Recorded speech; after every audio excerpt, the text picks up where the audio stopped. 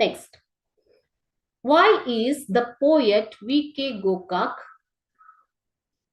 querulous? Why is the poet V.K. Gokak querulous? Querulous means, querulous ಅಂತಂದ್ರೆ ಏನು ಮಕ್ಕಳೇ?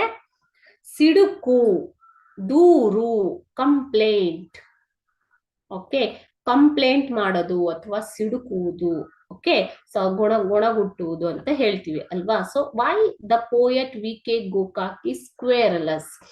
The poet was querulous because the mother India did not wish to listen to a song about physical beauty of India, its temples, dams, lakes, and technology of the country.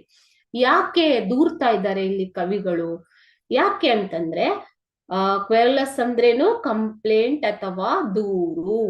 ಯಾಕೆ ಅಂತಂದ್ರೆ ತಾಯಿ ಭಾರತಿ ಅವರು ಏನು positive ಆಗಿ ಹೇಳ್ತಾ ಇದ್ದಾರೆ ಕವಿಗಳು, ಅದನ್ನ ಕೇಳೋದಿಕ್ಕೆ ರೆಡಿ ಇಲ್ಲ. ಏನ್ ಹೇಳ್ತಾ ಇದ್ದಾರೆ ಅವರು?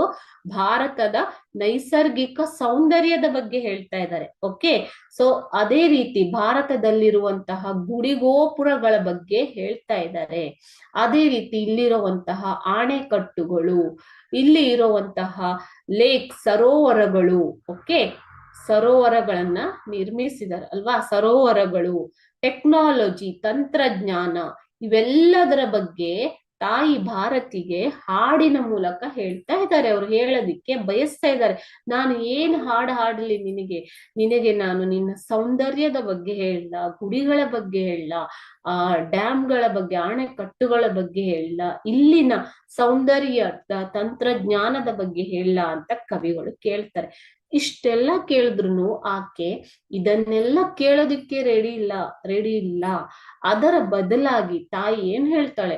ಇಲ್ಲಿರುವಂತಹ ನೆಗೆಟಿವ್ ಆಸ್ಪೆಕ್ಟ್ ಅದರ ಬಗ್ಗೆನೂ ಹೇಳು, ಬಡತನದ ಬಗ್ಗೆ ಹೇಳು, ಬಹಿಷ್ಕೃತರ ಬಗ್ಗೆ ಹೇಳು, ಇದರ ಬಗ್ಗೆ ಕೂಡ ನೀನು ಹಾಡು ಅಂತ ತಾಯಿ ಭಾರತಿ ಗೋಕಾಕ್ ಅವರಿಗೆ ಹೇಳ್ತಾಳೆ.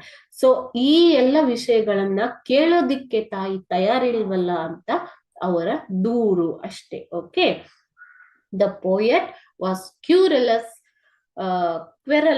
because the mother India did not wish to listen to a song about physical beauty of India, its temples, dams, lakes, and technology of the country.